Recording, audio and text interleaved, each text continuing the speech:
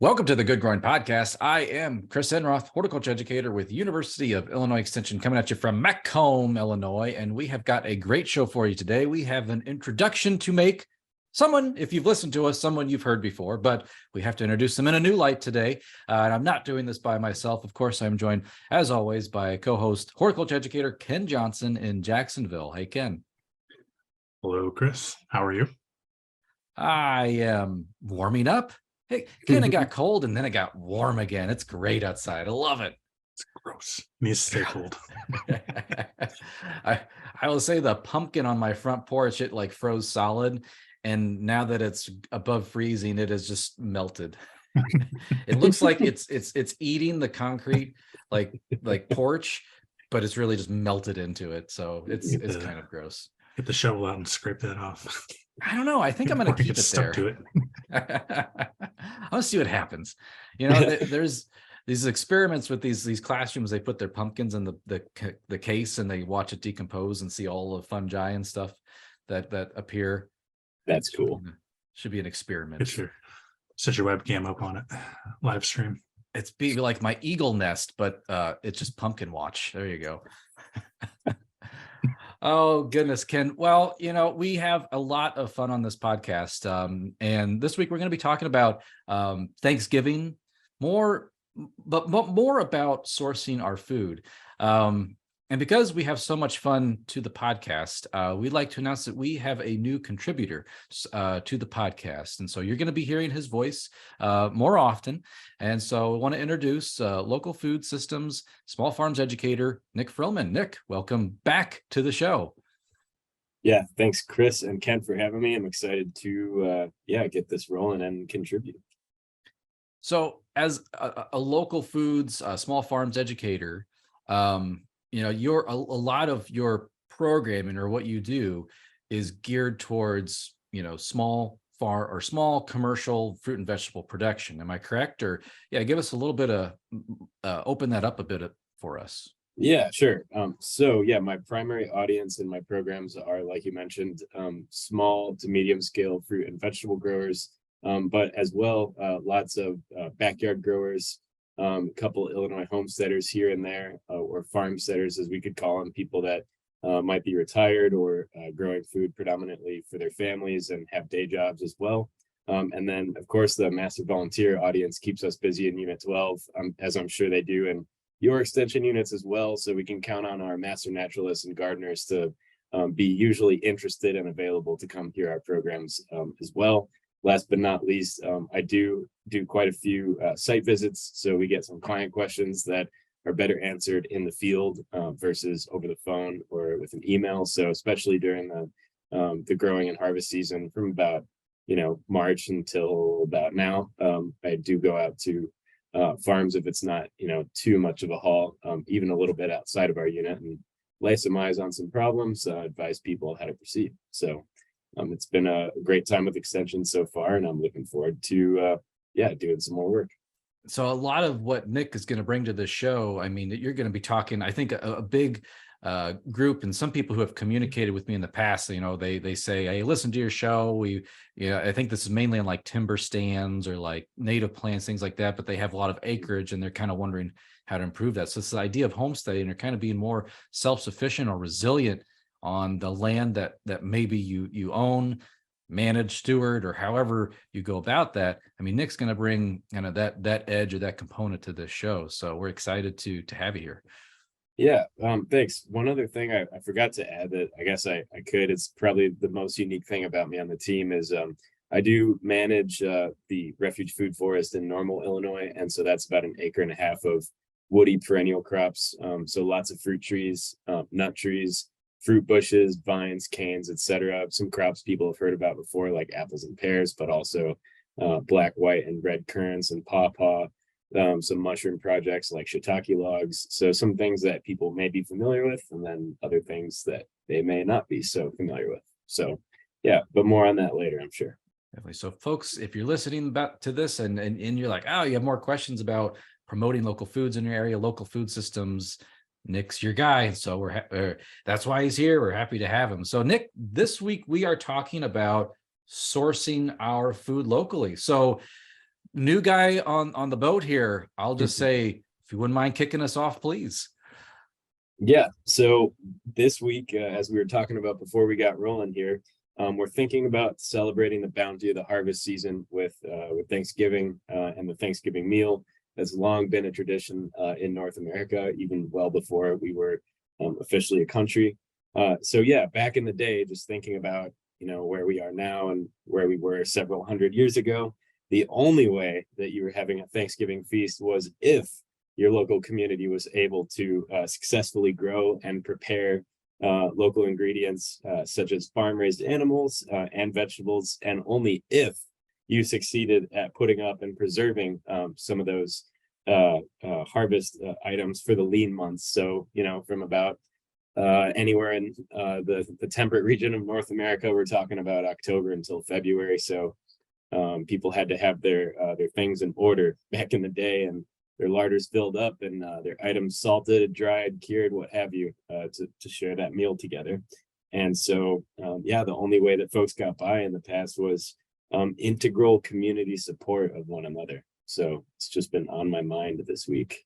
I know today, I feel like for Thanksgiving, trying to go back, I'm harvesting turnips out of my garden, carrots, I got parsnips. I'm going to be pulling that all out of the garden right now for a Thanksgiving meal. So yeah.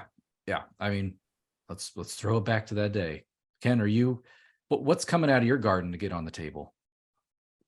Well, right now, nothing, because I didn't get it covered in it. Your garden's dead. Mine is too. I got a lot of wilted lettuce and cabbage and all that, but we did grow pumpkins. We've cooked all of our pumpkins. It's all frozen now. So we've got, I don't know how many gallons of pumpkin. So we will definitely have homemade pumpkin pie. Hey, you process a lot of stuff in your kitchen. Yes. Yes. Yeah, usually by the end of the growing season, we're done with it, and it's good that it ends, because cooking pumpkins all day, every day on the weekend gets old after a while. Mm-hmm. That is something I would like to do a little bit more of. We did successfully grow, our own garlic and onions and some sweet potatoes, definitely some pumpkins, and we did process that, but not as much as some family members and friends and then colleagues like yourself. So I think that's something that folks can definitely aspire to. But then getting like a little bit more into the topic at hand here, local Thanksgiving, local holiday season, etc.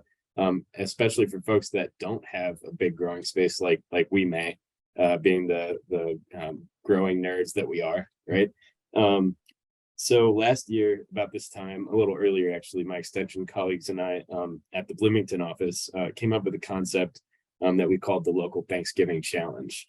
And so we actually urged folks to reconnect with their past roots, their past heritage that we just described a little bit ago, and get back to supporting of vital community farms, food prep businesses, and other stakeholders in our local food scene here in the greater Bloomington Normal area and beyond, to ensure that those stakeholders would be there in years to come to serve our needs. So what does all that mean? To do that, we challenged our community members to try and source as much of their local Thanksgiving meal as they were able to afford or cared to try and do locally. So this is as simple as visiting local farmers market, local holiday market. If your farmers market season is done, doesn't continue at an indoor location during winter. And we got a lot of positive feedback from that. So dark leafy greens, locally raised turkeys, winter squash, onions, potatoes, you name it. It was a really popular concept. All right, so if we are thinking about doing a kind of our locally sourced Thanksgiving either this year or in the future, what are some of the different things we could find here in Central Illinois or Illinois at large, Midwest, that would be local? Yeah, that's a great question. And so, right, as you just mentioned a little bit ago, our gardens are both frozen over, and I also lost like a giant section of arugula because I didn't get it harvested in time. So we may not be, the pros, but there are pros around.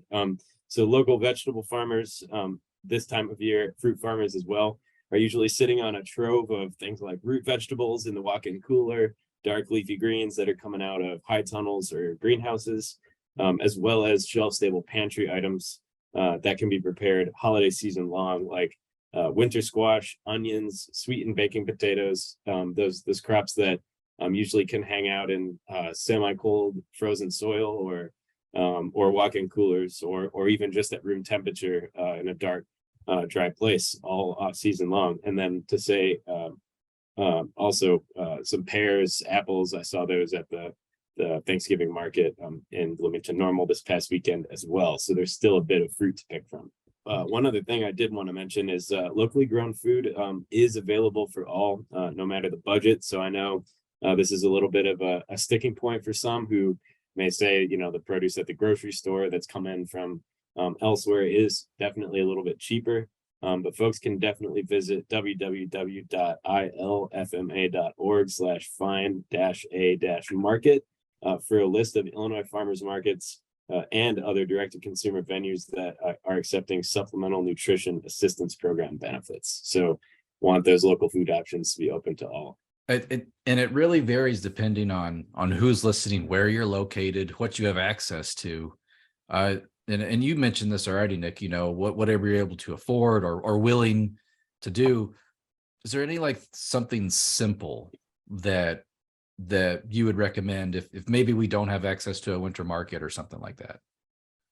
Yeah, that's a great point. And yeah, so not all who probably are in your listenership are as lucky to be located in Bloomington Normal or a bigger city like Macomb or Champaign. So to that end, right, what can a local Thanksgiving, or now that we're pretty close to that, local holiday season in general look like? Could be as simple as a local pumpkin pie made from scratch, or sweet potato pie if you're into that, like my family is. Typically there are, even at the Myers, Jewel Osco's, Kroger's, off and on, there are those big bins of it. It'll say like Illinois local pumpkins or apples or sweet potatoes or what have you. So that could be it. Get your grandma's pumpkin pie recipe or the pie dough recipe, make that from scratch and botch that a couple of times like I did until you get it right. And then get that local pumpkin pie by getting a local pie pumpkin from a market or a grocery store, and then hop on YouTube, any of your internet search engines, and you can easily find a DIY pumpkin pie recipe. Usually involves roasting that or a sweet potato or whatever you're going to pick at the optimal temperature and time range, and then scooping it out, making a pie filling. Sounds like a little bit of work, and I'd be lying if I said it wasn't, but it can be as simple as just the dessert at the end of the meal, all the way to the entire thing front to back. Anything you can do or afford, anything in between. I will say, if you're buying canned pumpkin, you're probably buying it from Illinois. That is true. 95% of the processing pumpkins in the country are grown in Illinois. So yes, that is something that was pointed out to me even as early as my job interview by the search committee that interviewed me. So it was that was a cool piece of information to know and think about in the local food scene right as I started. And I did see quite a few pumpkins in the field this past growing season for actually the first time. I didn't really see that all last year. Maybe I just wasn't looking for it. I've really been trying to hone my pie crust methods, abilities, all of that. My mom, she's always made it. She just makes it out of her head. There's no measurement that really happens. She uses a bowl and a fork. I did the same thing, and it turns out horrible. I found out my trick for it is I use a food processor, and for some reason my food processor mimics, I guess, the stirring action of my mother's fork and bowl. I don't know, but that's the only way I can get it nice and fluffy and tasty like she makes it. So freezer section. That's right. There you go. Yeah, I mean, it can be that too. I mean, to your question earlier, how simple can this be? Let's take that pie model and back it off just another half step there. So maybe just find the pie pumpkin that was grown locally, or like Ken said, even just a can of pumpkin pie filling was probably grown in Illinois. You could go to the freezer section and get pre-made pie crusts, one for the pie insert and one to go on top, and then you'll figure it out from there. So it really could be as simple as that. There are other ways though, if pie is not your thing. So you could support local by introducing locally made pastries from your local bakery. Beekeepers all over the central Midwest like to sell their honey this time of year, celebrate the harvest, get a little more beekeeping money for next year. So honeybees make that delicious honey that we all know and love. You could try for that, as well as a locally raised turkey. It's a little late for that now, right before Thanksgiving, but I'd eat turkey for Christmas. So yeah, homemade from scratch doesn't need to be that way. You can support local other ways. And so, Nick, when it comes to, I kind of mentioned this earlier, but that the distance that food travels, like you did this last year, did you discover like, hey, this local stuff tastes better, or is better for you? What came of last year's kind of, were there any realizations after you were done eating, like, that's not too bad, or this is doable, we can do this?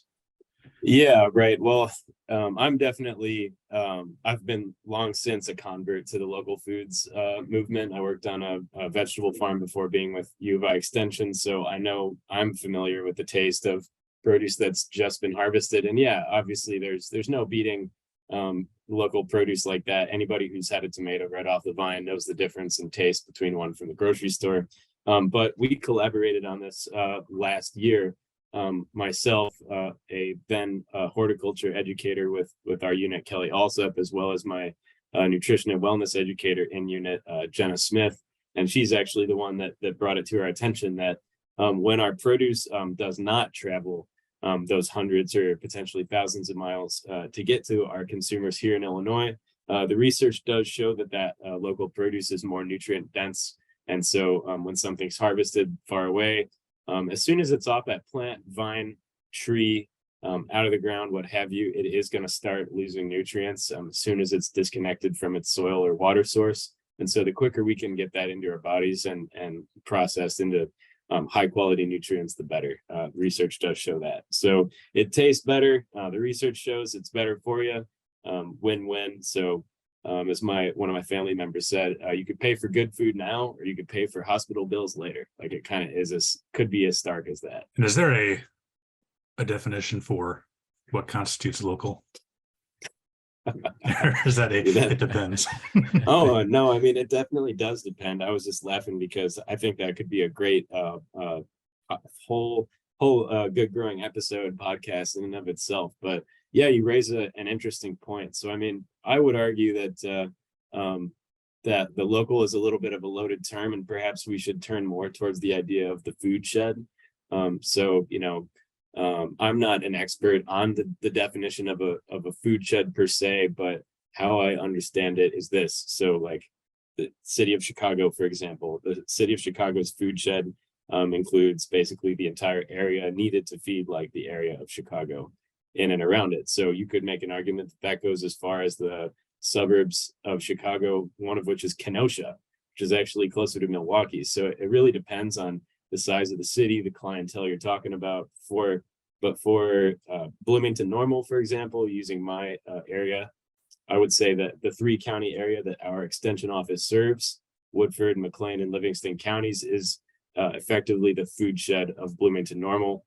That's because folks are coming into our market from places like Clinton, Leroy, Hayworth,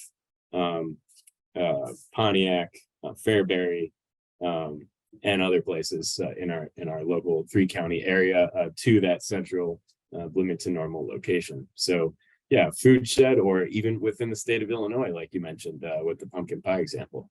I think so. This is based upon, we were just all together last week at our annual conference, and we heard from the Mizzou's extension. I think he's got a different title than ours, but he made a very good point that where we grow things is changing based upon the climate change. And so, he said where they only grow cotton in like the southern Boot Heel of Missouri, probably by the end of the decade, they'll be growing cotton in Columbia, Missouri, which is kind of central in Missouri. And I just listened to a story about how citrus is replacing peaches in Georgia because the peaches aren't getting the winter, the cold exposure that they need to then flower that next spring, and it's staying warm enough that the citrus can survive it, which means like kind of like, what are you sourcing? So if you're sourcing citrus, well, heck, you might not have to go all the way down to Florida. You might just go to Georgia, or maybe you got a greenhouse somewhere nearby that might be growing citrus. So I mean, it's changing too, like where we're getting stuff from and how we're sourcing this food. So part of my brain went to, what are we putting on our table, and does that food shed change or morph based upon that ingredient? That's a whole new show. There we go. And we got a lot of shows built into one. Yeah, I think that's a really interesting idea about, yeah, right, the morphing of the food shed in your local area over time. And I do think it's a delicate balance of, like, obviously the best place it could come from is, if you have one, your backyard. But clearly not everybody can or will or wants to grow like that. And then to your point, then it's a question of, well, where can you source? Where do you want to source? And who can provide that item that you are desiring or in need of? What do you think, Ken? Yeah, I think a lot of it just depends on the produce. I mean, obviously, like you mentioned, you're not growing citrus here unless you're growing, was it trifoliate orange, which is hardy up here but is invasive or can be invasive. So don't plant that one. It doesn't taste very good. I think a lot of it just depends on the product. There's some things that you're just not going to grow in Illinois unless you're growing in a greenhouse or taking some of those extra steps. So Nick, I guess then the next point is like money. Like this is a locally sourced turkey is more expensive than a industrial process, like grown and processed turkey. What about what can you comment on about the financial, not only the financial cost of Thanksgiving, but more so this year of what's going on? Yeah, that's an excellent question. And I was reviewing the press release before we started the show that we released last year this time, just to see what the price increase was that I noted on the cost per pound for turkey last year versus this year. So last year in the press release, it was quoted at $4 to $6 a pound for locally raised turkey. That was not the highest one I found last year. It was a little about average, I'd say, about $5, $6 a pound. But this year, I've definitely seen $8, $9 a pound for turkey. And so, but the same holds true that we released in the press release last year, which is that's still less than half the cost of like a prime rib or a ribeye steak. So if you're into the steak game, obviously, like a steak is a couple of pounds of meat. The turkey is 10 to 20 pounds. That's a pretty big financial impact. So again, I really want to caution people that you don't have to throw the kitchen sink in terms of your finances at this live local, provide local project. It can be as easy as just a dish of spinach salad, something that's coming out of some growers' high tunnels. There's a couple bucks at the farmer's market or your local co-op or grocery store. Doesn't have to break the bank, but more thoroughly to your question of just prices for everybody. Everyone's dealing with the same issue of price increases across the board, not only for food, but for inputs. And so obviously folks know that we're all dealing with the cost of inflation, but folks may not know it's been hitting the farmers really hard as well, sometimes much more so. And a quick example I wanted to share of that is the price of things as diverse as mason jars for artisan makers, all the way to fertilizer for cash grain farmers, have nearly tripled in price since January of 2020, which is way ahead of the average price increase of other necessities like grains and staple foods for our household. So what I'm trying to say is our local producers need your support. My title is Local Food Systems and Small Farms Educator. I don't just educate small farmers, we're educating about the local food system. So this is quite important. Yeah, there's a lot of things that compounded, like things have been happening over the last few years, and suddenly 2022 things just blew up. So Ken, we worked on that ginger, turmeric, and galangal project, which one of these days we're going to talk about on this show. We keep teasing everybody about it, but one of these days. So the idea is we wanted to build caterpillar tunnels to house this in, which is like a temporary high tunnel. We got a grant to do this, and I hit that purchase button a week after the Ukraine-Russian war broke out, everything almost doubled within that week in terms of cost for farming or ag supplies. I mean, it just things went through the roof right then, and nothing's really settled down yet. And so, like as Nick says, like so many of those inputs are going up, even just like equipment, well, which is what they technically call, I guess, a caterpillar tunnel equipment, or like a greenhouse, grow house, whatever you want to call it. That stuff has also gone way up. Yeah. So obviously folks are struggling, from everywhere from like the grocery store to the gas pump. But back to our original message of the only way that you were going to eat for Thanksgiving in 1621 or whenever, however far back you want to go in the, 17, 18, 1900s was if your community supported each other. So in the spirit of community support, do what you can. And yeah, this is coming out, pretty close to Thanksgiving. And so I recognize that folks probably have made plans for what they're going to cook, what they're going to bring. So it's not as applicable to the Thanksgiving meal, but I don't know about you all, but I'm definitely planning on sourcing my local Christmas dinner as close to home as I can, and all through the holiday season when we have time off, hopefully frequenting some restaurants nearby that showcase locally sourced ingredients and really add some support and strength to our growers' portfolios over the off season as they evaluate what they're going to do for their business in the season to come.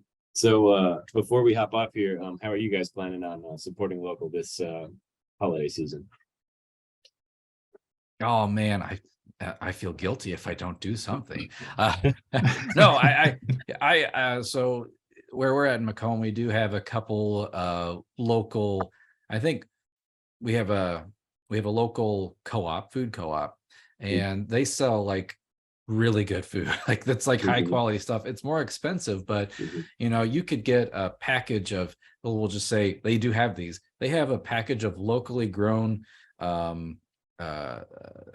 pork hot dogs. They make them, process them. They have beef, hot dogs. They have all of the different genres of animals you would want in the form of a hot dog. They even have, I think, vegan hot dogs. So whatever you'd want, that are locally grown, that's locally sourced, and it's like super good. We had them one time. It's like you can't have them all the time, but when we do, it's a treat. And so, it's going to be weird, but I feel like that would be a great stocking stuffer for some of my family, just knowing their love of hot dogs, and be like, hey, here's a locally grown hot dog. It's way better than anything you'll ever find at the grocery store. It's super good. So yeah, you pick it right off the hot dog tree. See, my kids have gotten hot dogs for Christmas before. They asked Santa for hot dogs, and they got hot dogs in their stuff. I was going to say, was it as like a replacement for coal or No, they asked for hot dogs, and they got a that's awesome. package of hot dogs. Why are my kids more like your kids, Ken? Ken, what do you do to support local over the holidays?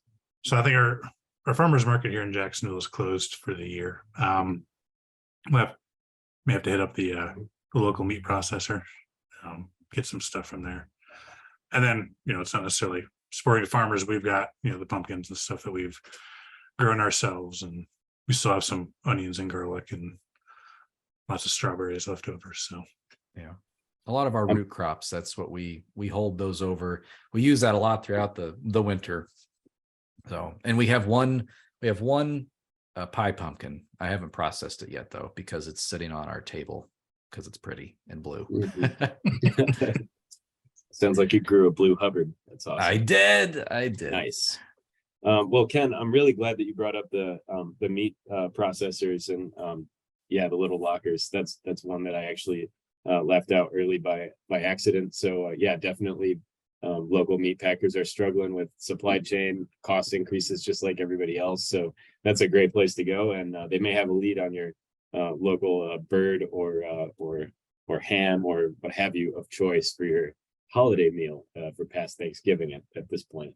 But I would definitely like to challenge all the listeners of the Good Growing podcast to see what they could do to support local this year over the holiday season. So instead of getting your gifts online with companies who will for sure be around next year still?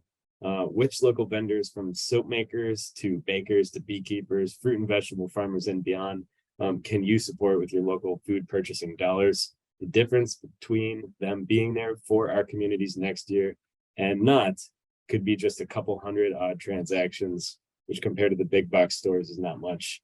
You all have a part to play. So Chris and Ken, I just wanted to say thanks for having me on the show and for the new feature on Good Growing Podcast. I'm really looking forward to doing this again with you guys soon. Thanks for having me, and stay local. Enjoy your holidays. Well, thank you, Nick. It's really exciting to have you here with us. As I said before, you're going to bring a new side to Good Growing. And so you're going to, I really like how you said it earlier. Yes, you work with local farmers, but you also educate the community about the local food system. So that is critical, I think, in having a Thanksgiving meal that's not only local, but that is resilient to the changes that seem to be happening now year after year that make putting food on the table, it's making it more and more difficult. Yes, thank you, Nick. I don't really have anything else to add after that. I'm sorry, Ken. I sucked all the air Stole out of my the room. Sorry. Here. Yeah. What else can we say? It's really good. I don't know. Good job.